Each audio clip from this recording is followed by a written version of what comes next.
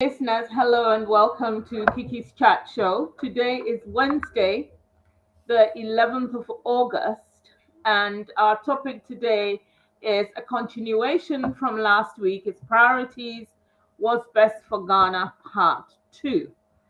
My guest today is Mr. Kit Yawson. We call him Chairman Yawson because he is all knowing and he has a lot of historical facts. And he is a chairman of the Progressive People's Party UK. He's member of the PPP National Committee. He's a writer and columnist for Modern Ghana, Ghanaweb, and Today newspaper Ghana. Welcome to Kiki's Chat Show, Mr. Yawson. Thank you. Good evening. Good evening. I don't want us to delay too much. As people know that I try not to talk about politics, religion, and sex on my show, but we are making you an exception because you know exactly what you want to talk about. You started last week and we didn't finish, but we're gonna carry on. And last week you touched on Kwame Nkrumah's 7-year plan, and I would like you to please um, elaborate on it a little bit more because today we have time. We want to talk mainly about the plans Nkrumah had, your party manifesto, achievements Nkrumah had, and what you think you'll do differently when you're in power. So these are the topics that we're going to broach on today. So please, can you start with who was Kwame Nkrumah? Tell us, because there are young people on the show. Who was Kwame Nkrumah? Good evening to listeners as well. I mean, he was one of the finest and the greatest politician we have had in Ghana, Osagyefo Dr. Kwame Nkrumah. He was a special person and a very serious gentleman. This man went to the United States of America to study. In fact, he did political science in the United States of America. After that, after his course of studies, he came to the United Kingdom, and he would prepare himself to be going into Gold Coast at that time. Whilst he was here in the UK, he was involved in political activities, calling for independence for Africa, not just Ghana, Africa. You would see him, according to my dad and other seniors, you would see him in Trafalgar Square with a microphone and preaching and campaigning for independence for African countries. And he caught the eye of Ghanaians in those days. I mean, top guys. I remember particularly Mr. Akun Ajay. He was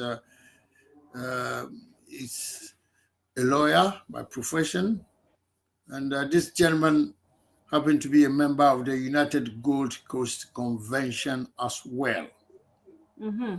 So he was a guy who informed the UGCC, United Gold Coast Convention, that there's a certain Gold Coaster. In those days, there was no Ghana. There's somebody, a young man from Gold Coast, it's a brilliant political material, and therefore they suggested that he comes to he goes to Gold Coast or Ghana, to help them work towards achievement of independence, which had already been started long ago. And so it happened that Nkrumah had the opportunity to go to Gold Coast. I think in those days he went by ship because I think it would have been very expensive to go by plane. So he went by ship. And even that, his fare was paid by the United Gold Coast Convention. I mean, as a poor student in town, he hasn't got that kind of money to travel. So they paid it for him. That's fine. But this is a guy who knew so much about the bond of 1844, which was signed between the Fanti chiefs of the central region and the British governor and the British delegation in Gold Coast at that time. So in 1844, they signed a bond on the 6th March 1844. And what that means was 18 that, or 19? uh, 1944. no, 1844. The Okay. year 1844, they signed the bond of 1844, I mean the 6th March.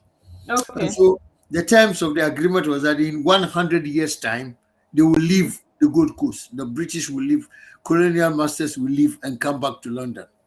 Mm-hmm. And Nkrumah, as a student, he knew that even before he went to study in the USA. Okay. He finished his studies. I think he left Ghana. Yeah, he finished his studies. He came back to Gold Coast in 1947. British were still there. That incensed him so much. They were still there. They had exceeded their visa by 3 years. 1944, 45, 46, 47. They had exceeded their visa. So for Nkrumah, he said, look, independence now, self-government now. The black man can run his own affairs. Let us have independence immediately. But the big guys in the United Gold Coast Convention didn't see it that way. They told Nkrumah to back down, to relax a bit. And that let's give the colonialists or the British government some time, some more time. And Nkrumah didn't agree to that. So that became a banter between him and the rest of the United Gold Coast Convention officials, top guys. It went on, and this argument went on to a point where they were dissatisfied with Kwame Nkrumah.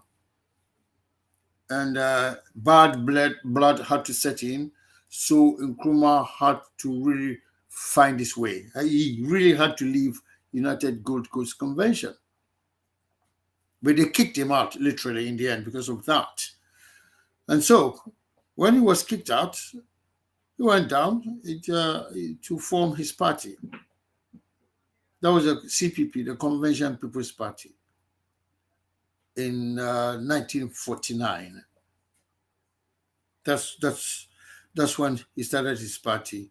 I mean, with the big guys, K. Badama, Mr. Kujo Butsu, and Inkumsa, and Welbeck, Mr. N.A. Welbeck, and the rest of it, and ladies as well.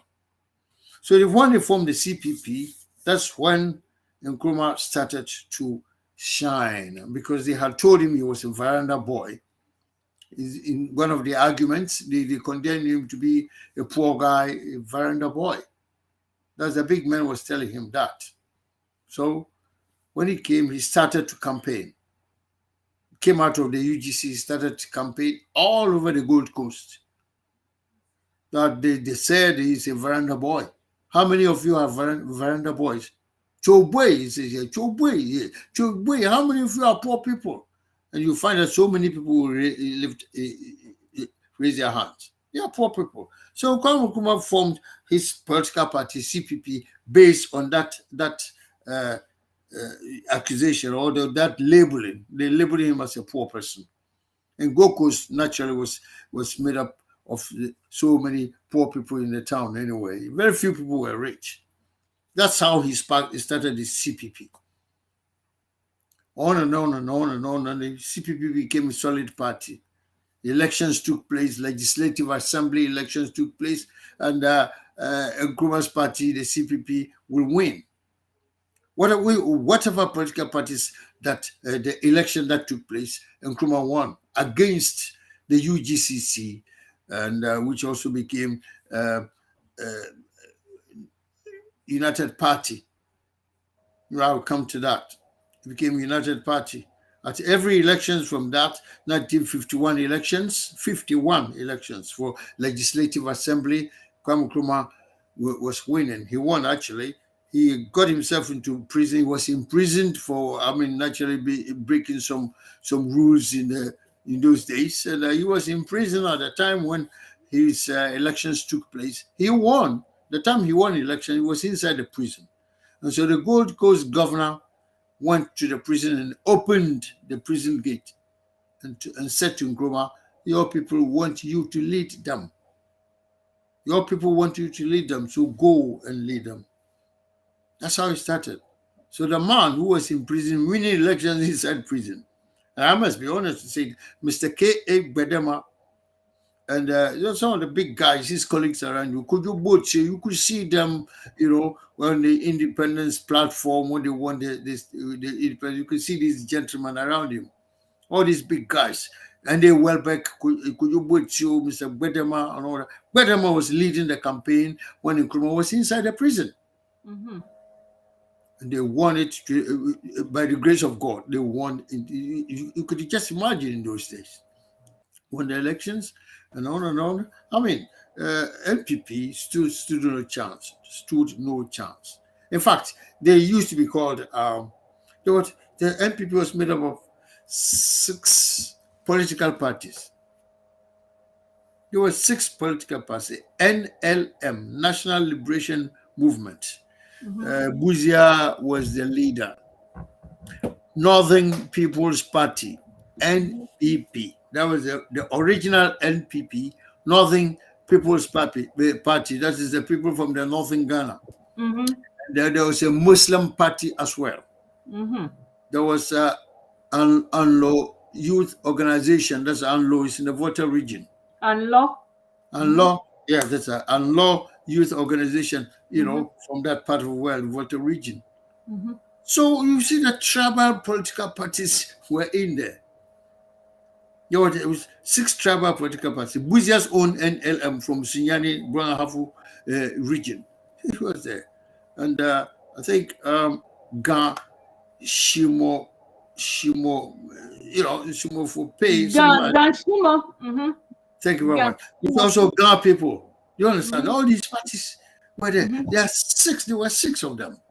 They were just integrated like the CPP is today. Mm-hmm. They were different parties. So they couldn't beat Nkrumah at the election. They all were losing elections. So they had to, in fact, because it was formed on tribal grounds, what Nkrumah did was that in 1957, when Ghana achieved independence, there was a rule that we cannot form parties based on tribal grounds, which is very dangerous.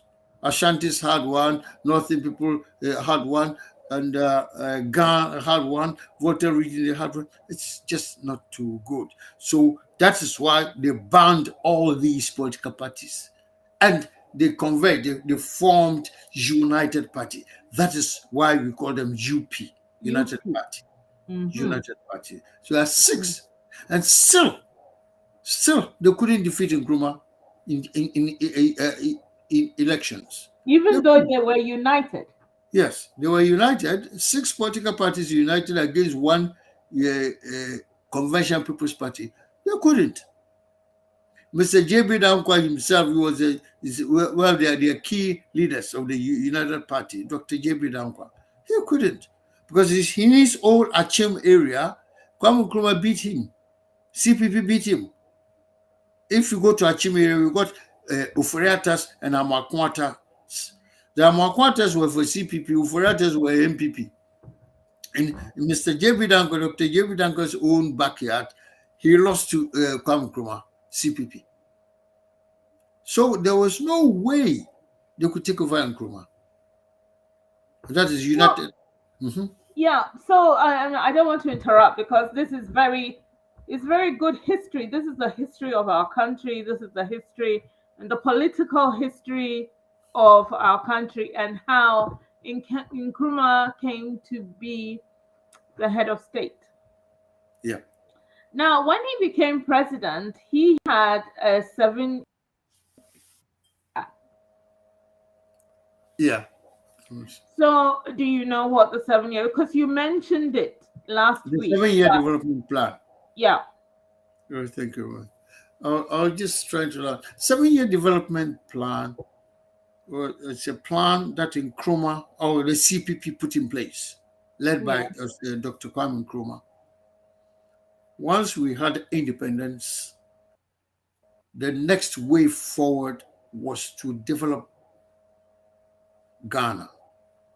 That's exactly. So they had a plan, 7-year development plan. If you could see it here, see, I've got it here. 7-year development plan.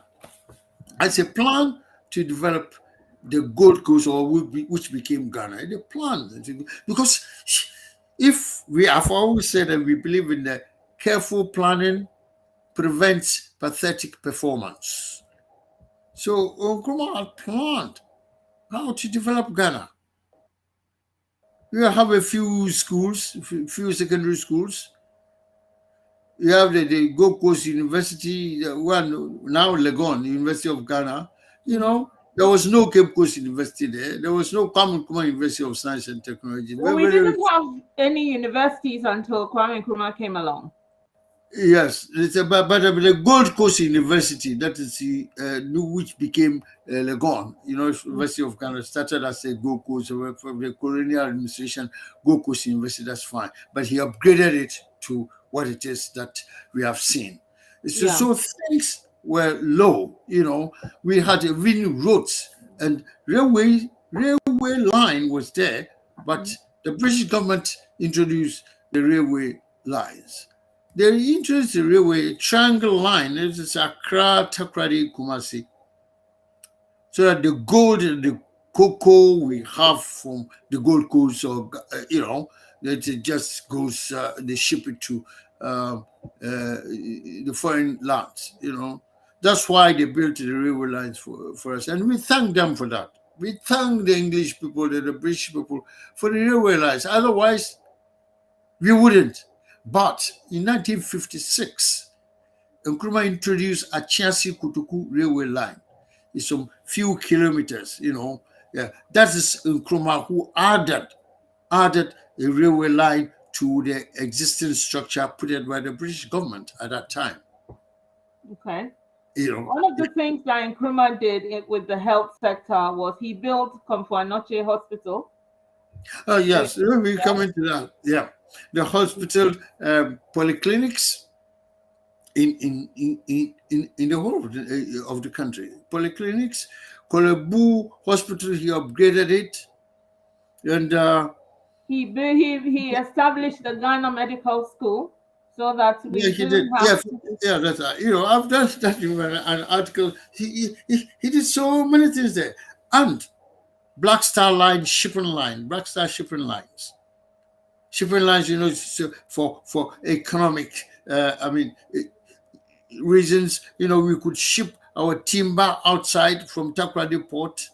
In those days, there was no Tema Port. He created Tema Port.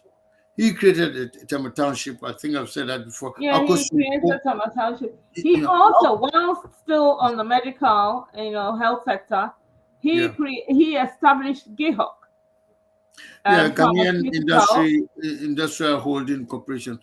We have so many companies in there. Yeah. And what else? He introduced so much. He wanted Ghana to develop because the British had left us, and we really had to plan for ourselves, which Nkrumah and his party did so well at doing. That's why it became so popular. Yeah, and let me name some of the things, the factories and industries that he set up. Let me help you. He set up the Aboso Glass Factory, Zarungu Meat Factory, Wenchi Tomato Factory, Akosombo Textiles Limited, Kumasi Shoe Factory. Shoe Factory in there. Kwalugu Tomato Factory, Asuchwari Sugar Factory, I know that place. Commander Sugar Factory, Kumasi Jute Factory in Sawam Kanri, I know that place. He also had the brick and tile factory in Sawam, Takwa Bonsa Tire Factory, Bolgatanga Meat processing factory, Bolkatanga rice mill factory. And then we had the Gihok Fiber Products Company, Absolutely. etc. I mean, I don't want to it's going to take even days to list these things. So all these are part of the 7-year development plan. Yes. NPP did not want to have anything to do with it. It's very sad.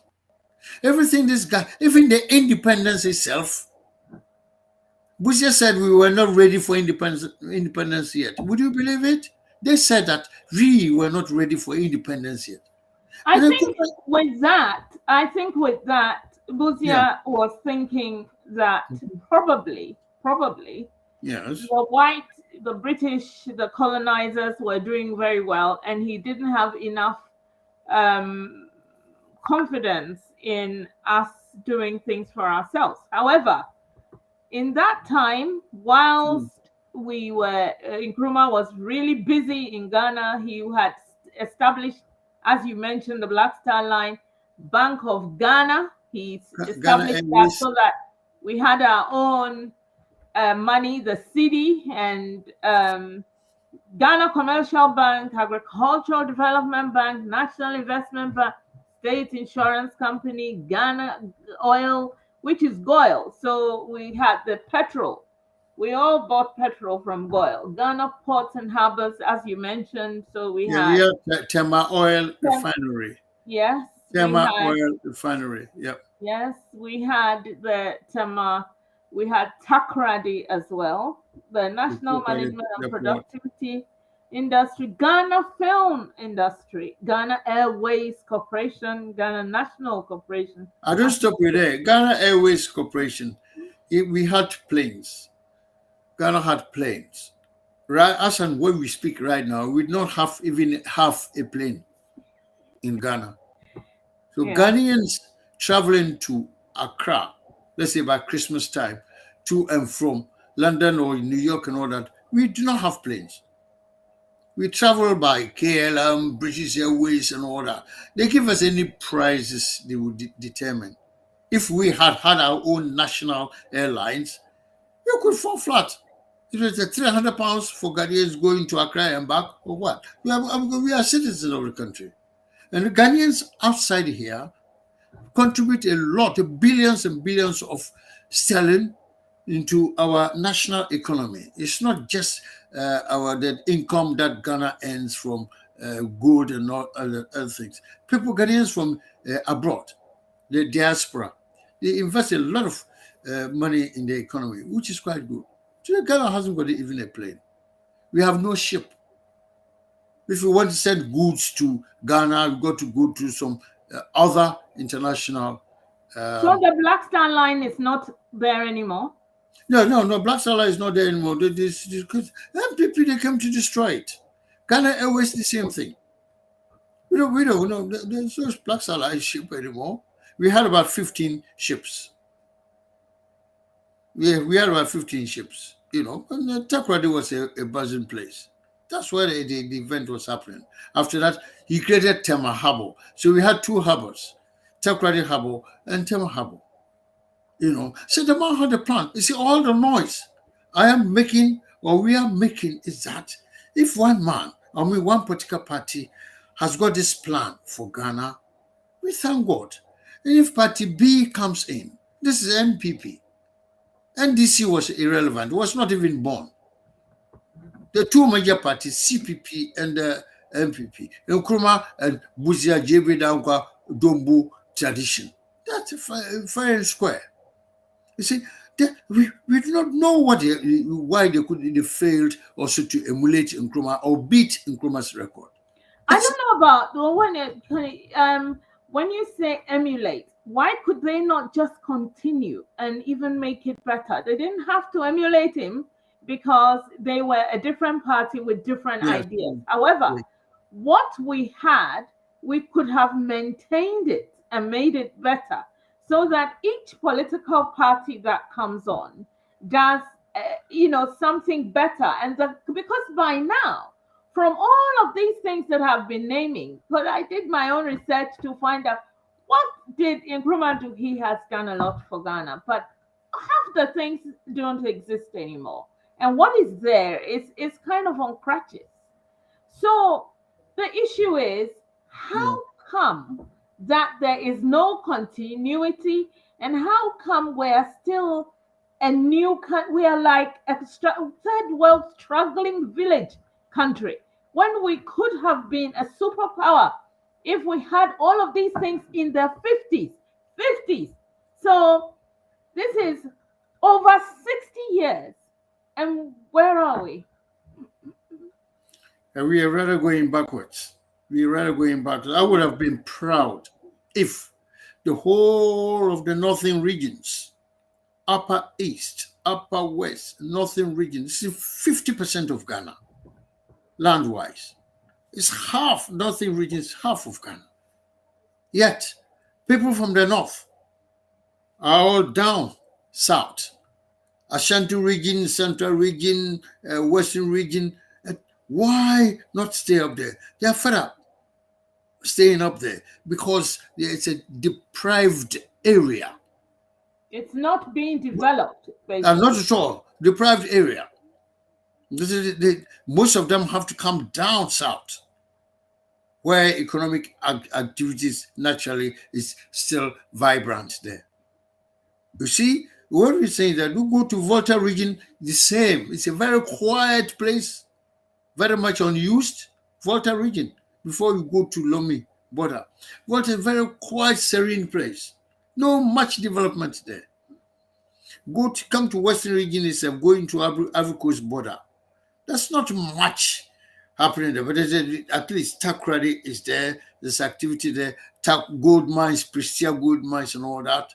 When you come a bit, Kolongo or Boise gold mines are there. That's fine. But the development has not taken place. If we had created one tema in each region, it used to be 7 regions and it came to 10 regions. Today is 17, 16 regions. Had any government in Ghana created one tema, it would have been great. Tema was created by the CPP. Is that all? Now there are so many MPP people who live in Tema. Some were even born there. I know some colleagues, MPP guys, he says, I'm from Tema. I say, my friend, you can't be from Tema. If you are an Ashanti man or a Chi man, you couldn't be from Tema. But he was born there, as an example. You know, most people don't even know about the Tema. An extension within Greater Accra, that is fine. All of us in the north and other areas have converged upon Greater Accra. Greater Accra. All Ghanaians, seriously, without exception, have converged upon Greater Accra. And the rest of Ghana is seriously empty. Why? The economic activity should have prevailed in all these places. That is the greatest worry. That's the development Nkrumah wanted. That's the development plan Nkrumah wanted. But the thing the man put in place, when their opponents came, that they killed most of these businesses. In Sawam Canary and all that, which Rollins sold to the wife and all that is one example. But for how long shall we go on like that and keep complaining? Go to Ashanti region. Ashanti region, there's not much activities going there. The indigenous Ashantis, they are holding the region, especially Kumasi. Otherwise, if you take Kumasi out, what do you see? It's a bleak picture. Central region, the same. If you come to Central region, it's only secondary school and one university. That's fine, we know that. Apart from that, there are no factories you can name in Cape Coast or Apam or Winneba and all that. We don't want these things to be happening. The Volta region, the same. There must be activities there. And medical students. Nkrumah took a lot of students into the Eastern Bloc for further education. I said that before. Now we've got so many doctors trained from the Eastern Blocs. Most of them are NPP men and women. It's not just CPP kids. They're NPP men and women. NPP must be grateful to Kwame Nkrumah. But they are not. Of all these, they started bombing him and bombing him and bombing him. It's just not fair. Nkrumah died through the bombing. He went to Burkina Faso. When he was coming, the young pioneers and the party officials met Nkrumah at the Ghana border. And a young pioneer girl who had a bouquet of flowers, I remember, you had to hand it. Inside the bouquet, there was a bomb there. That's not fair. It's ungodly. We killed a poor girl. Oh, and Nkrumah died because of that bomb. He died because of that bomb, because he had a bulletproof, that's fine, but his shoulders were not, he was not wearing bulletproof there. So the sharpness of that Kulungugu bomb, God knows, 1964 or thereabouts, that affected this part of his body. And so over the years, it developed into cancer. So that's why he had cancer of the skin. He died from that, from the Kulungugu bomb. There were so many bomb attacks on Kwame Nkrumah in Ghana. Ashanti region, all regions, Northern region, Central region, Greater Accra and all that, CPP rallies and all that, they were throwing bombs there. And the Buzia and their leaders were financing this. Even the Malam Tula, they gave him a bomb to hit at Nkrumah as one of the rallies. And the man was arrested. And he said, I look at the man in face, I know fit to throw the bomb. Is it not sad? Malam Tula is an MPP guy. He said it. Those who don't believe it, they must check it. I know we've got some wretched records in Ghana, but some records are there. Malam Mama Tula, that's what it's called. So when I hear Malam Ata, I thought maybe he comes from there, but you know what I mean? Malam Tula, Tula. He said, I look at the man in face, they gave him the bomb. I know fit to throw the bomb. It tells us a lot. That was the NPP strategy, United Party strategy to eliminate Kwame Nkrumah. But then keep the projects that he had put in place. That is the greatest worry up to now, 2021. It's not fair. It's not fair. We had Ghana Farmers Council, State Farms Corporation, Workers Brigade. We used to be Builders Brigade, Workers Brigade. Finish school, unemployed, put you in the brigade. Go to the farms and work. That's what was happening. Men and women, they were happy. There was no unemployment business in Ghana. So when we hear unemployed graduates association created by MPP during Muhammad's time, you can only weep. This happened before. And people who are unemployed, you can't get unemployed graduate? No. We had few graduates in those days, but God forbid, a graduate that is unemployed was unheard of. That's in Nkrumah's time. He encouraged people. And that's fine. He went to Soviet Union, they said, Russian trained doctors inferior. And I'm telling you, inferior to made in Ghana doctors at that time, doctors trained in Accra, and the doctors trained in Soviet Union. I remember that. You couldn't say that. The Russians, they go to space. Has Ghana ever tried going to space at all? Okay, no. Let's leave it there, because in truth, we have very good doctors in Ghana. Our problem at the moment is equipment and aftercare. So, and the whole lackadaisical approach, which I think that the whole of Ghana something needs to happen. We need to tighten up. I've got a comment here from someone who's saying, all Ghana needs is fresh leadership. A strong leadership with some hunger will transform Ghana and its institutions to work with all qualified Ghanaians, irrespective of party affiliations and, or ethnic composition. And that's true. I mean, that is the point. That's where we should be aiming at.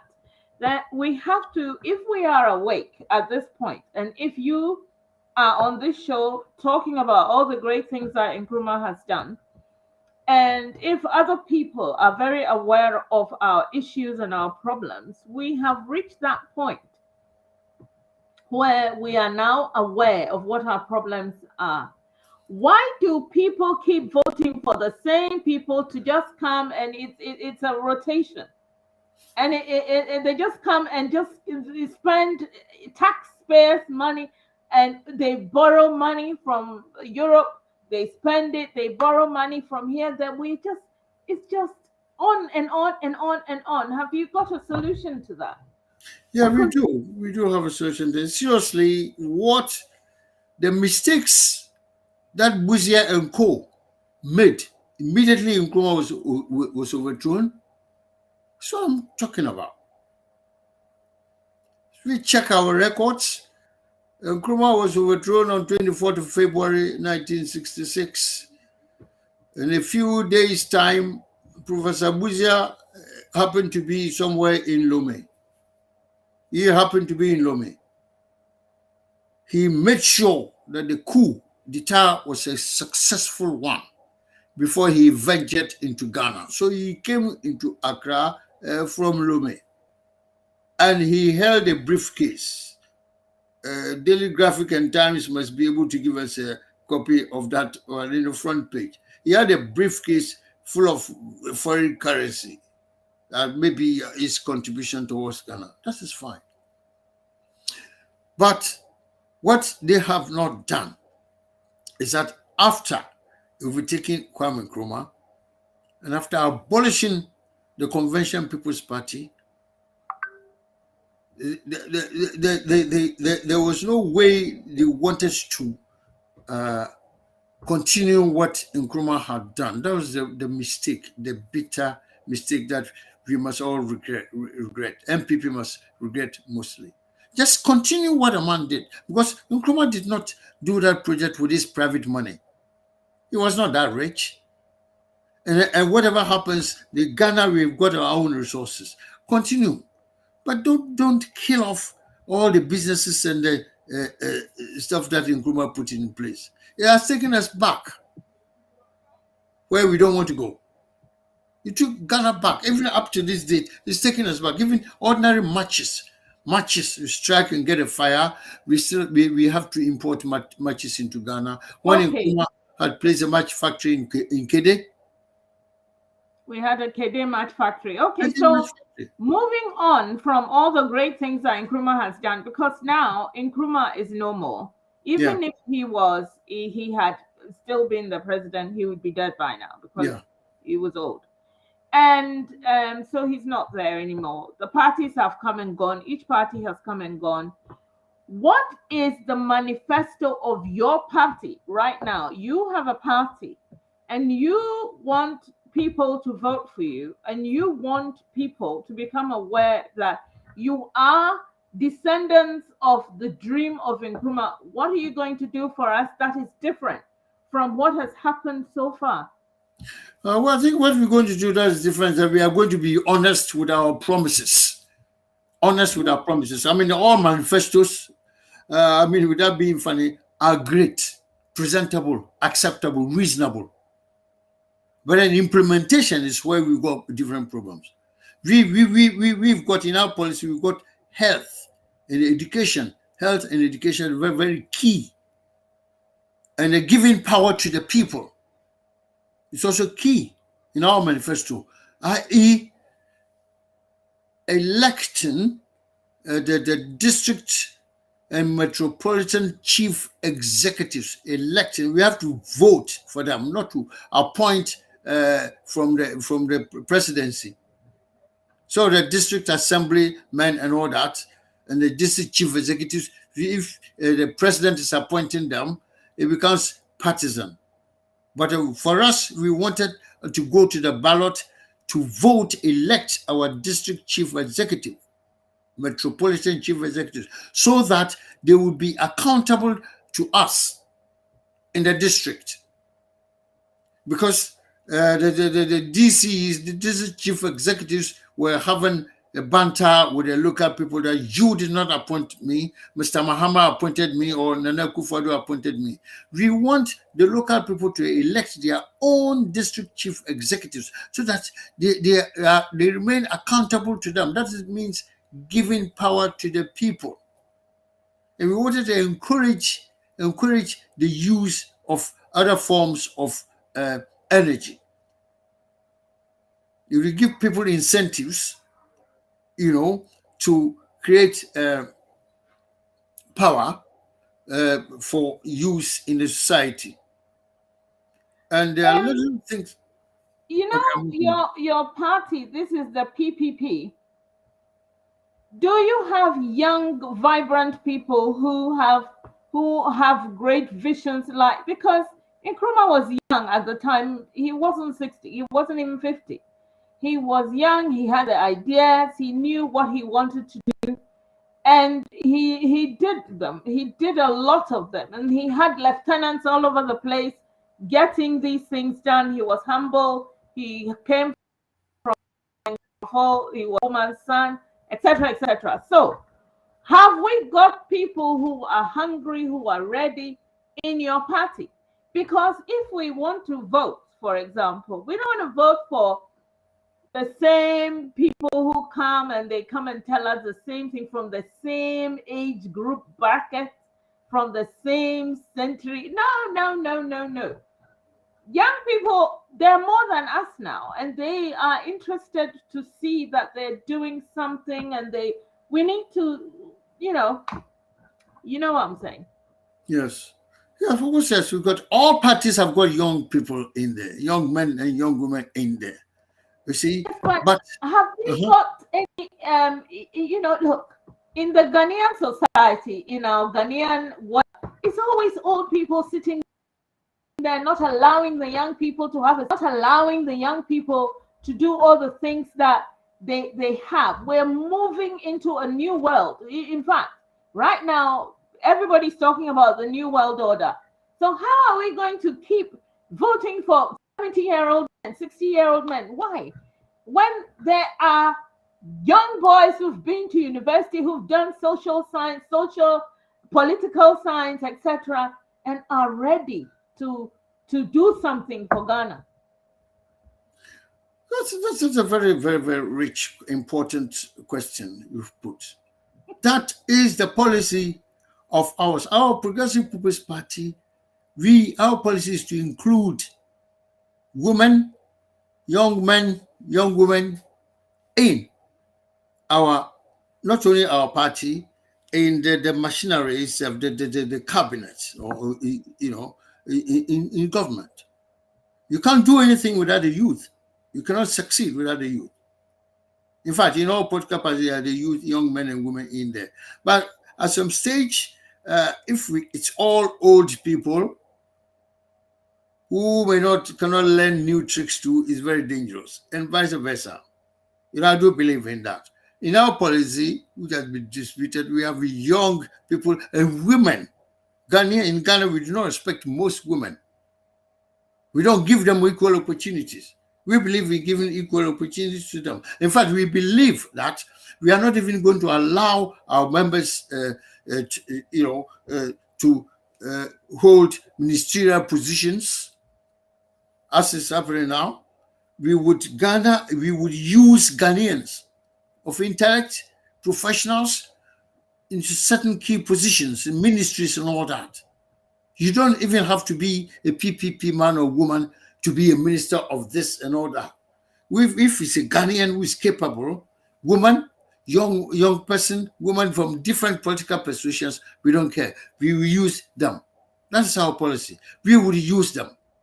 And because we were the first political party to said we would introduce the free and compulsory basic education from kindergarten up to the point in the senior high school. We said it. In 2012, when our party was formed, we said it. That's in 2012.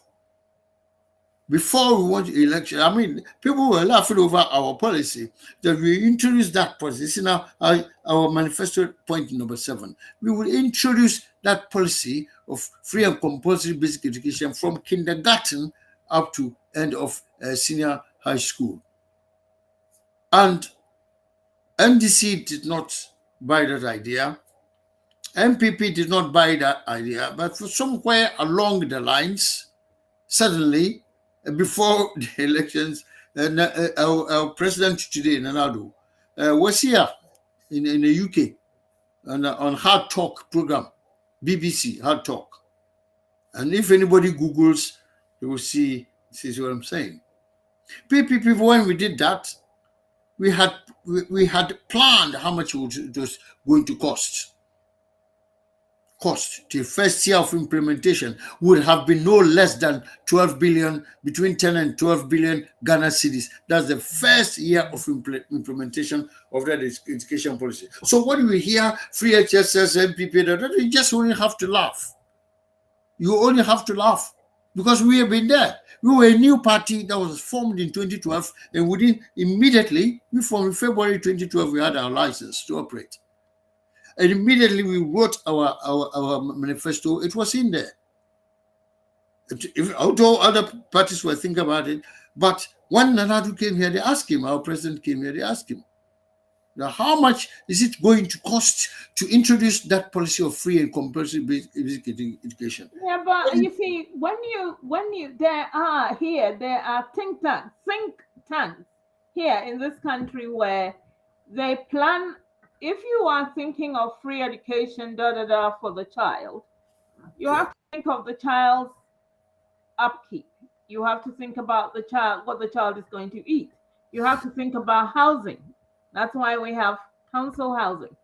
And that's why they have affordable, all these kind of things. But so it is, it's a huge thing, which there is no affordable housing in Ghana.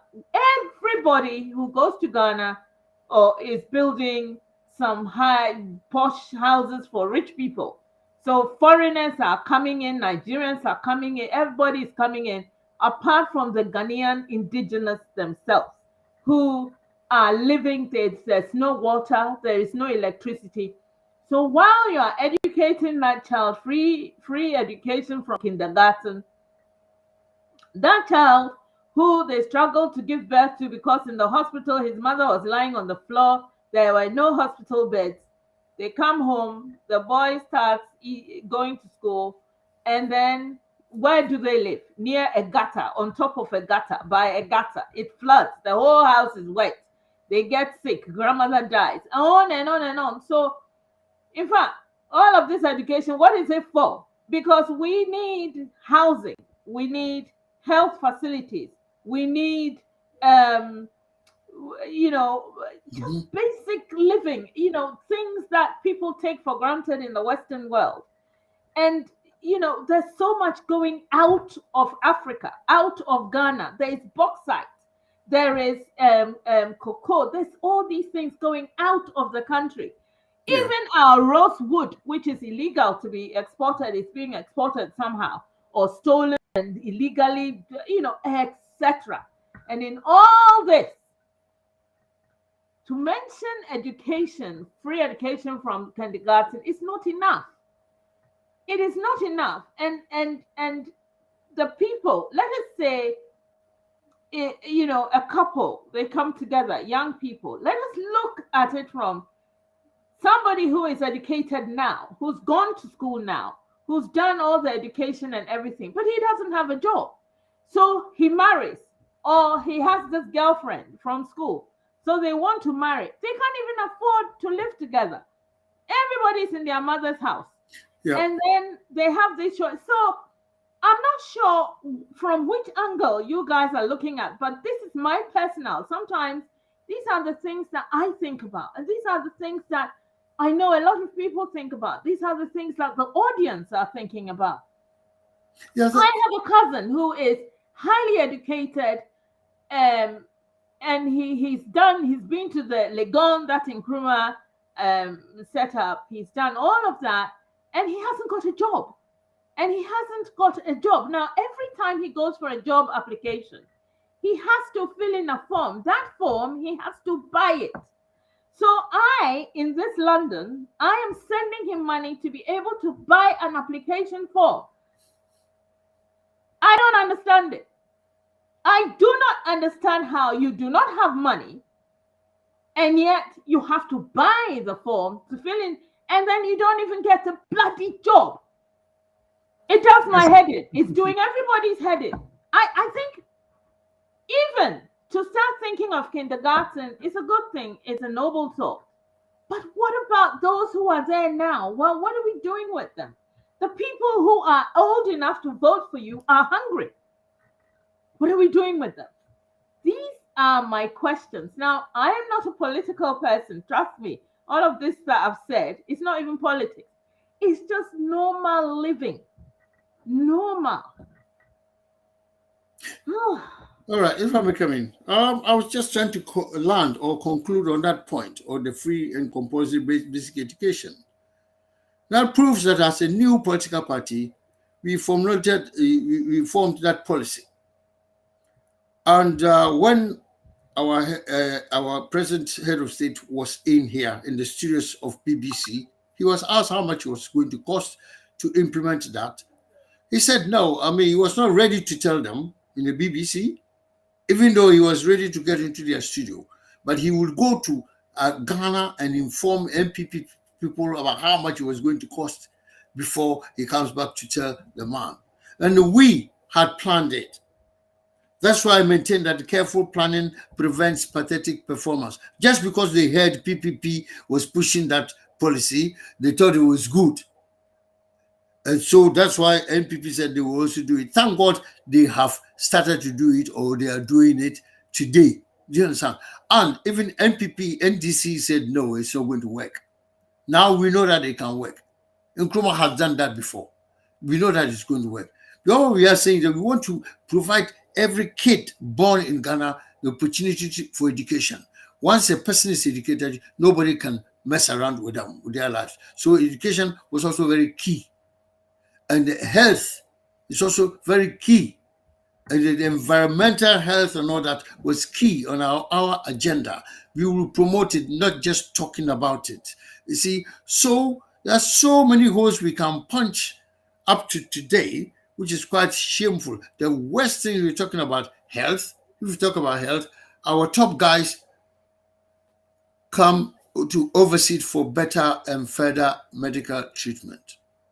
Our late president at Tamils, may he rest in peace. He's an example. He went to USA for medical treatment. Unfortunately, he still came to Ghana to pass away. Vice President Bawumia, when they won elections, he also came to UK for a certain type of operation. Up to now, we don't know what disease or what illness or whatever he came for. The question is that why not? I don't know what our current president came to London recently for. We don't know whether he came for medical treatment or for him, he is treated very well in Accra. Kolebu and Rich Hospital, Confidential Hospital, 37 Military Hospital. A very few years ago, even MRI scanning machine itself was a problem there. The one in 37 Military Hospital was faulty, and the one at Kolebu, KNUS Confidential Hospital was also faulty. Why are we doing this to ourselves? The leaders, not the individuals. We owe it a duty of care to the people of Ghana to make sure we can go good medical facilities there. Yet when we come out, our government comes out, it brags about foreigners coming home, our brothers, Black Americans coming home to what? They got better medical treatment, the facilities in their country. Coming home to a place where when you are unwell, you got to get on the plane and go back to New York. We don't want that. Careful planning shall prevent pathetic performance. It's good just bragging that come home. Come home to what? The people there, the big men and women, the rich men and women, they come out for better and further treatment. The reason we're saying is that God has blessed us with so many resources.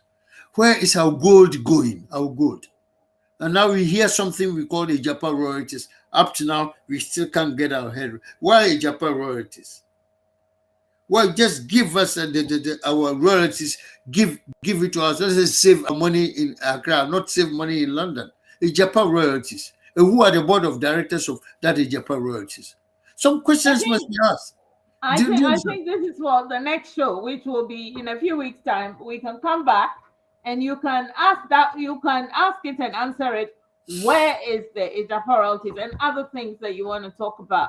I think our time is up, and we have had a history lesson, so we have heard a lot about Kwame Nkrumah. We've been re-educated again about Kwame Nkrumah.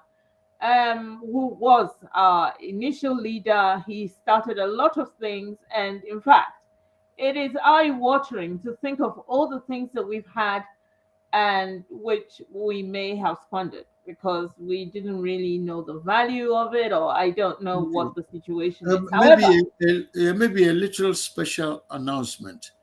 Now that we have tested NDC, we have tested NPP, please give us the opportunity to make a special announcement to the CPP, Nkrumah's children, to register on your platform. And I'll be the connection man. I'll connect all of them. I'll link all of them because we are coming back together again. It's not too late. well, as CPP, Us, all the smaller political parties, all the Nkrumah's parties, we you're are going to coming call back together, yourself CPP. including my own party. You're going to call yourself CPP? Is that what you're saying? No, Again? the name, it will be decided. Okay. That's The name all I will be wanted decided. to hear. After all, NDC, NPP was 6 political parties. That's why they call them United Party. And today they've changed it to NPP. So history is going to repeat itself. 6 political parties, they form United Party just to fight Nkrumah. Now that we are Nkrumah's party, we are disintegrated. We are also going to come back to where we, mark my word, 2022, not 2021. 2021 is nearly finished, but by the end of 2022, we will all become one solid block and take the NDC and MPP on directly at the ballot box. Thank you, Mr. Yawson. I really have to go because I do not have enough airtime now left. So, but this has been a riveting discussion. As I said, history came into fore. All of the assets that we've had has come into fore. You have educated us, you have told us things, and we ourselves are now going to go home and think about them and see what we want to do. If people want to join the PPP, you can write your names somewhere in the discussion box so that Mr. Yawson can pick it up and get in contact with you. I bid you well. Bye bye. Be well. Thank you.